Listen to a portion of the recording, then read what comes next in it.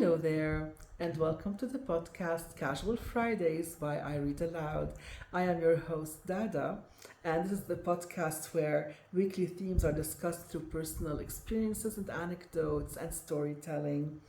Today's episode is titled The Female Voice, and it was inspired by a conversation I had with a friend of mine over leaving voice messages as opposed to texting. And it happened that one day my friend was trying to reach me and I was unavailable. So half hour later, I sent her a voice message, explaining to her what I was up to and asking her if she could call back in about half an hour. And when she called, she apologized for not responding to my voice message with another voice message. And she said that she does not like the sound of her voice and she doesn't feel comfortable recording her voice and even recording what she says. And of course, during the phone call, we did not dwell on the issue, but when the phone call was over, this matter stayed with me.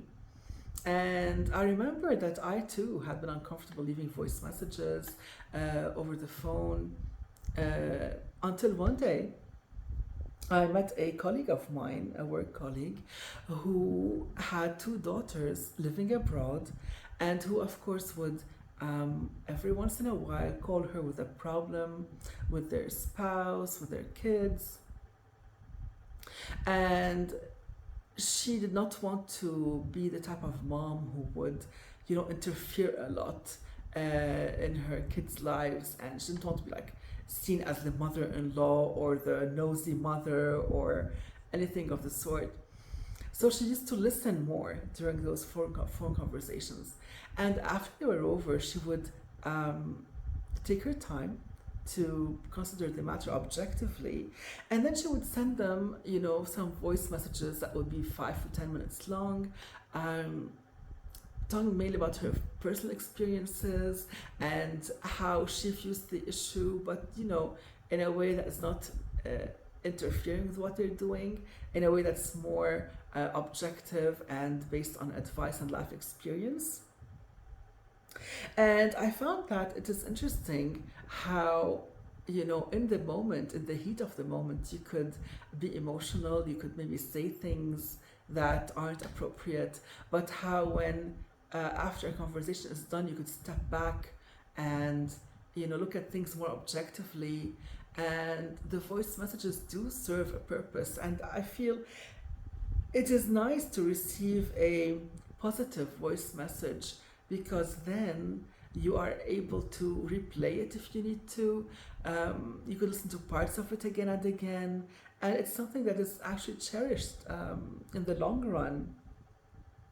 And I told my friend that maybe this perspective might help her with her two kids who are going to fly the coop soon, and maybe that she would find value in voice messages, in time, based on what I told her. But I also found that this conversation didn't bother me only because it was about voice messages. I think it bothered me more because it was more about how women tamp down their voice, how women refrain from using their voice to express their needs, to express themselves properly. And I personally cannot count how many times I had been told to be quiet or to lower my voice as I was growing up. The phrase, shh, not so loud, shh, be quiet, shh, don't laugh so loud, shh, don't laugh like that. All these shh, they lived with me for a long time as I was growing up. And I had been shushed for a huge part of my life. And the funny thing is that I was shushed for behaving exactly like my father.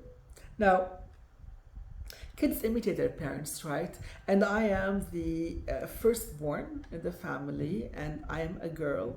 And obviously, and now, of course, psychologically, it's been proven that the firstborn daughter ends up behaving a lot like her dad and taking a lot of traits from him. So I grew up with a father who had a loud voice and a loud laugh, and at all gatherings, whether with whether with clients or friends or family. He would regale them with all these, stories about his life in his loud, booming voice and his loud laugh, his belly laugh, and they all loved him for it. And I always used to hear, until today, I hear comments like, "Oh, your father is lovely. What a wonderful man. You're so lucky to have him." And I am sure at some level in my subconscious mind, I probably liked the way he was admired, and maybe partly that's why I kind of behaved like him or imitated him. But what did I get for it? Because I was a woman and not a man, I was shamed and shushed and reprimanded for behaving exactly the same way as my father did. And that does not sit well with me, I am telling you. And it's not as if, you know, uh, or people who have a loud voice like me end up going up in public and being rowdy. It's not like being drunk and rowdy and disturbing the peace. I mean, yes, sometimes you could be in a public place and get passionate about a subject and, voice, your passion, because when you get excited about something, you could like raise your voice and your voice gets a bit louder. But it's not like for an hour, it's like for a few seconds, half a minute, whatever, and then you go back to normal. Even if you do laugh out loud for a few seconds, is that so bad? Yes, people could look at you and could stare, but those people who are nice actually smile at you and they might laugh with you too. And it's only the mean and grumpy people who would, frown and maybe show some displeasure. But I mean, what do I care? I have to express myself. Why can't I express myself with the way I am? With the way I was raised, with the way I'm comfortable to be and to exist. I mean, I'm not saying that everybody should be loud or should have a loud voice and a loud laugh, but it's okay to have that. That's the idea. And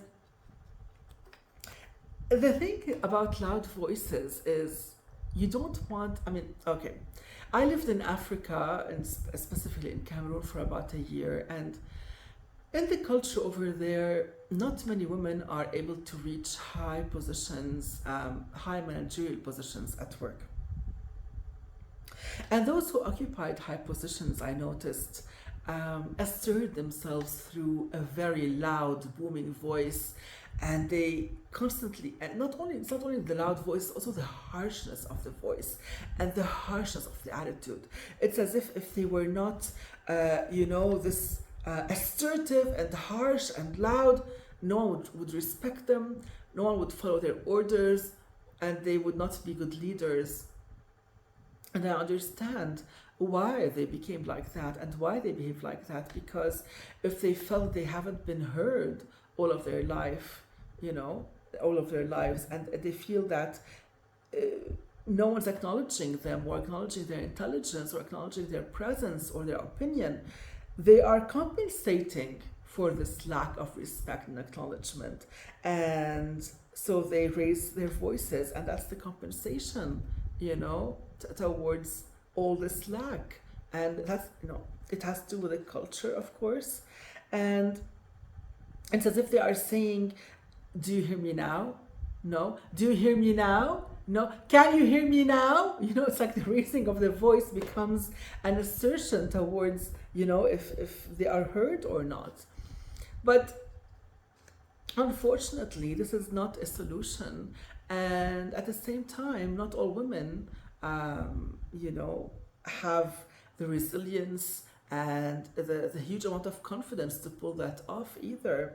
And many females spend their whole lives repressing their voices and lowering them and taming them into submission.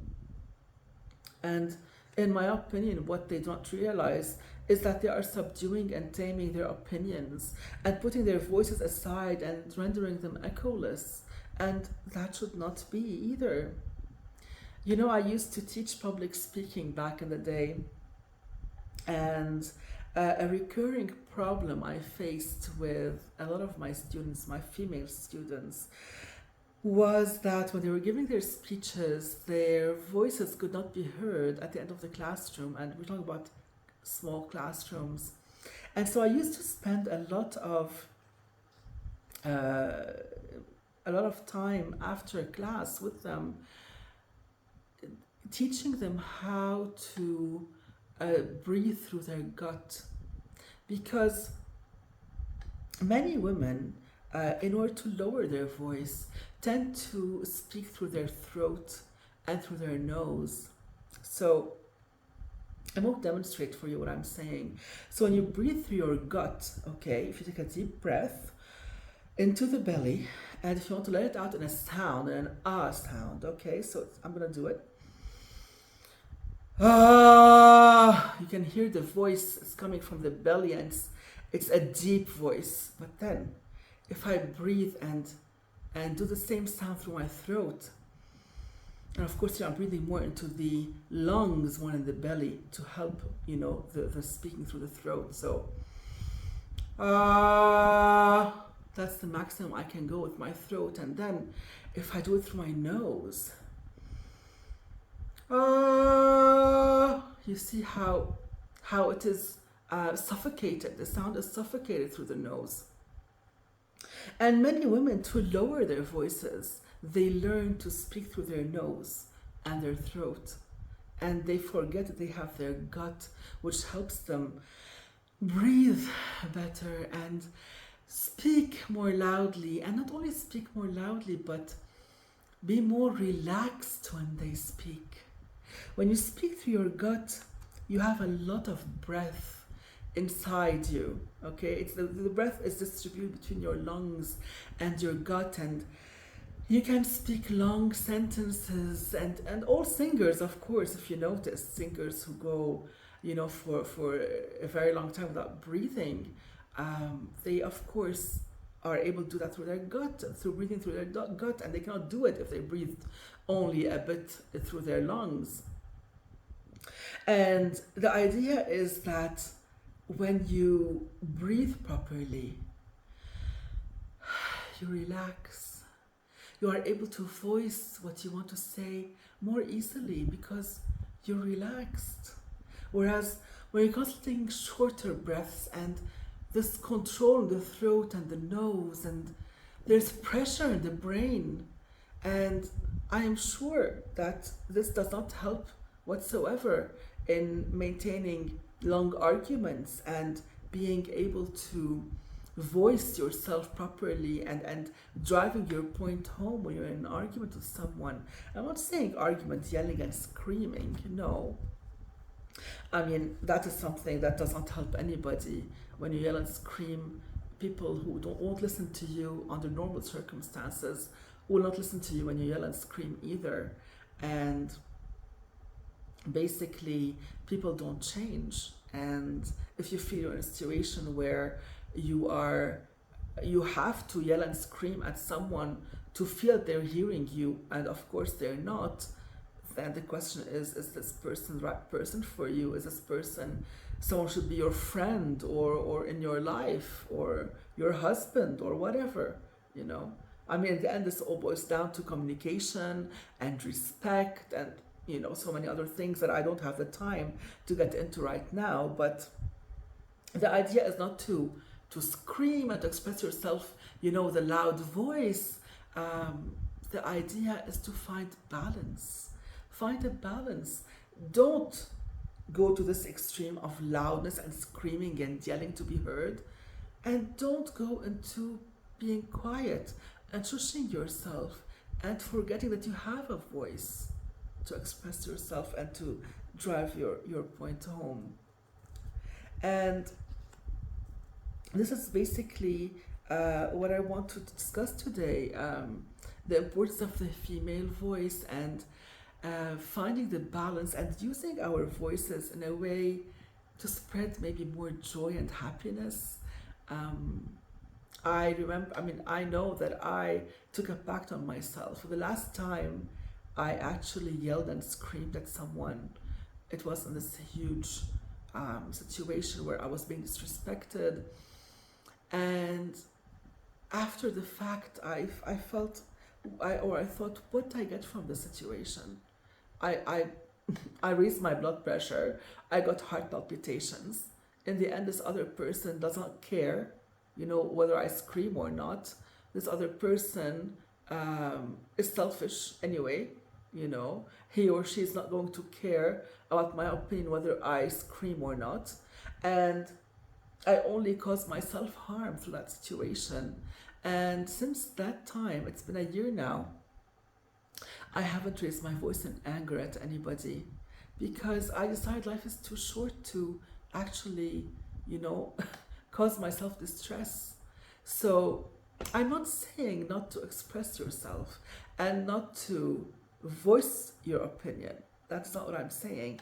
But the way you do it is important, and to whom you do it is important. If the person in front of you is not going to listen to you anyway, there is no use of talking to them in the first place. You should consider if this person should be in your life at all in the first place. And the alternative is finding people in your life with whom you can communicate and speak and argue amicably, and voice opinions in an amicable way and an intelligent way, and to drive your point home with people who understand you, who love you, who encourage you, who are proud of you, who want to listen to you, who care about what you have to say. That's so important. You have to talk to people who care about what you have to say, and this brings it all in. This brings the respect. This brings in, the camaraderie, the lovely relationships, the lovely friendships, the lovely family relations. Anyway, this I think brings me to the end of this episode, and I hope that it has inspired women and girls to use their voices to express themselves freely and to unbind themselves from any and all shackles that they feel they were born into, and that they feel they are bound by. So your voice is beautiful. Use it. Do not be afraid to use it. Use it. Let it shine. Let it ring. You are beautiful. And this is how I will end my episode, on this note. And I wish you all a lovely weekend. The next episode shall be on solitude and aloneness. Not loneliness, aloneness. We'll discuss this more next time, so I hope you'll tune in. And until then, I wish you a lovely weekend, and I send you all my love and all my hugs, and I'll see you next Friday. Take care.